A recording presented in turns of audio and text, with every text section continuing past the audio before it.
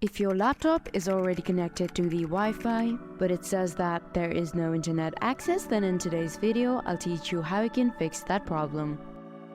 So first go to the search bar right here and look for command prompt. Now you need to do a right click and head to run as administrator. First command that you need to type in is ipconfig/flushdns.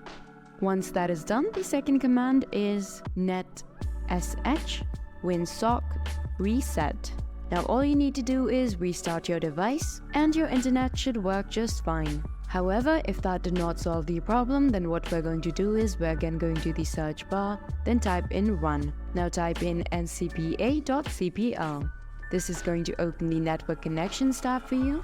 Now go to Wi-Fi and do a right click, then head to properties. You have to select Internet Protocol version 4, then head to the properties for this one. Now we are going to change the DNS server. For the first one, it should be 1.1.1.1. Now the alternative DNS server should be 1.0.0.1.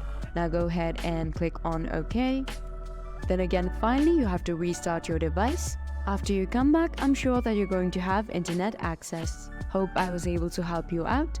Thank you for watching.